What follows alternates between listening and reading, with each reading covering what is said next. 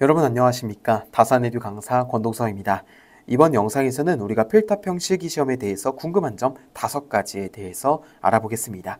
제가 이전에도 이제 실기시험에 관련해서 여러 가지 Q&A라든지 팩트체크라든지 이런 궁금해 하실 만한 내용들을 다룬 적이 있는데요.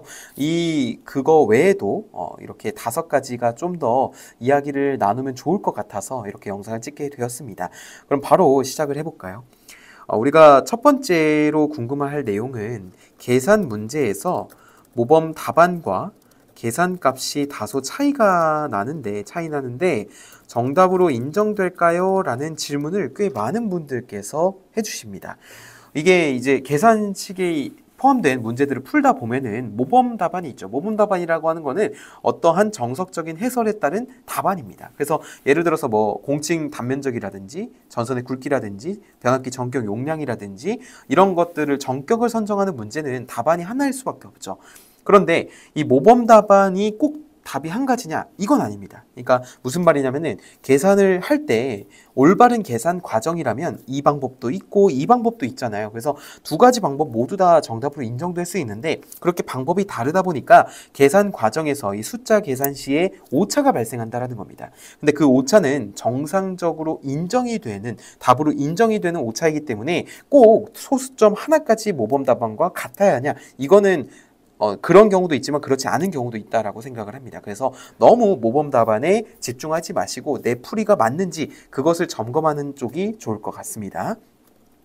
자, 2번째 질문은요, 무엇이냐면 우리 소문제가 여러 개인 문제에서 만약에 1번 소문제의 계산값이 틀리면 그 값을 이용하는 2번 소문제에서 계산식이 맞더라도 부분 점수를 못 받나요? 라는 문제입니다. 질문이에요. 이거는 저는 맞다라고 봅니다. 그러니까 맞다라는 게 정답으로 인정된다라는 게 아니라 부분 점수를 못 받는다는 말이에요. 무슨 말이냐면은 소문제가 여러 개가 있잖아요. 그럼 소문제별로 부분 점수는 존재한데 이게 1번 소문제 값을 이용해서 2번 소문제를 푸는 문제들이 간혹 있거든요. 그러면은 결국에 1번 소문제에서 올바른 값을 도출해야지 2번 소문제가 성립을 하는 거예요. 풀이가. 그런데 만약에 내가 1번 소문제의 계산값이 틀렸는데 2번 소문제에서 어떻게 하다 맞췄어요. 그러면은 이게 상식적으로 1번을 틀리고 2번을 맞췄으니까 말이 안 되는 거죠. 그러니까 점프한 거죠. 어떻게 보면. 그래서 이렇게 만약에 연계가 되는 연관성이 있는 소문제들이 여러 개가 있다면 순차적으로 그 값을 이용하는 소문제들이 다 맞아야지만 정답으로 인정이 된다라고 보시면 되겠습니다. 자, 3번째는 무엇이냐면요. 우리 채점 시 부분 점수를 후하게 주나요? 라는 문제입니다. 사실 이 질문에 대해서 좀 많은 분들께서 궁금해 하실 것인데요. 이 부분 점수를 후하게 주나요?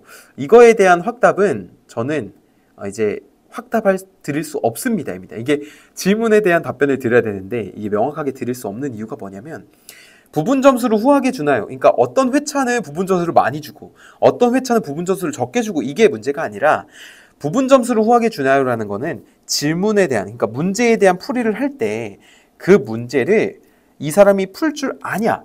그러니까 이거를 좀 판단할 수 있는 근거가 많으면 부분 점수를 많이 주는 거고요. 만약에 이 근거가 좀 떨어지면 부분 점수를 짜게 주는 겁니다. 그래서 우리가 채점 시 가채점을 할 때 특히 시험이 끝나고 가채점을 하게 되는데 내가 1번 소문제 맞고 2번 소문제 맞았으니까 부분 점수는 한 4점 정도 되겠네. 이렇게 좀 임의로 책정하기보다는 좀 이렇게 냉정하게 좀 가채점을 하고 그거에 따라서 나중에 실제 시험 점수가 발표가 되었을 때 근데 내가 예상했던 점수보다 높네? 라고 생각을 하는 경우가 많으니까요. 일단 무엇보다 우리가 좀 확신을 갖고 좀 끝까지 잘 풀이하는 것이 우선적이다라는 생각이 들고요. 부분 점수를 후하게 주나요? 아니면 짜게 주나요? 이런 것을 고민하는 것보다는 그런 풀이 능력을 기르는데 좀 초점을 맞추는 게 좋다라고 생각을 합니다. 자, 그 다음에 4번째는요. 문제를 풀다 잘못 적었을 때 어떻게 수정하나요? 입니다. 이거는 이제 시험을 하시기 전에, 시험을 보시기 전에, 직전에 수험자 유의사항에도 나와 있는 사항인데요. 문제를 풀다가 잘못 적었다. 그러면은 검은색 볼펜으로 두 줄을 가로선을 그어서 수정을 한다든지, 아니면 수정 테이프, 수정액 말고 수정 테이프를 이용해서 수정을 한다든지의 방법이 있으니까.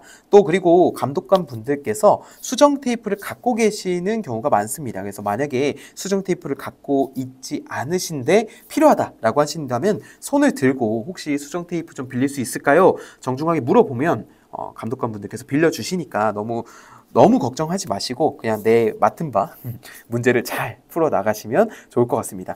저는 개인적으로 문제를 풀 때 중요한 거는 자기 자신에 대한 믿음이라고 생각을 합니다. 그래서 우리가 어떠한 문제를 풀 때 너무 초조해하면은 잘 풀다가도 못 푸는 게 현실이에요. 그래서 끝까지 자기 자신을 믿고 잘 푸는 게 좋다라고 생각을 합니다. 자, 마지막으로 알아볼 내용은요. 이제 기출문제가 공부가 아직 부족하다고 생각을 하는데 KC 공부를 시작해도 될까요? 입니다.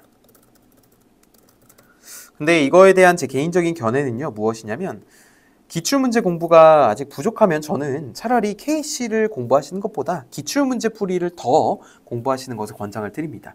실제 이제 KC 문제가 예를 들어 실기시험 문제가 1번부터 18번 문제인데 그 중에서 KC 문제가 1번부터 18번까지 다 나오는 것도 아니고 대부분의 문제는 기존의 기출 문제에 해당이 될 겁니다.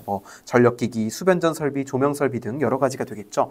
그래서 우리가 이 KC 공부는 나중에 이런 기출 문제 대비가 잘 되어 있다라고 생각을 했을 때 그때 마지막으로 정리하는 것이지 기출문제 대비가 아직 덜 됐는데 KC를 공부하는 것은 저는 아니라고 생각을 합니다. 자, 그래서 이렇게 해서 우리가 5가지에 대해서 좀 소박하게 이야기를 나눠 보았는데요.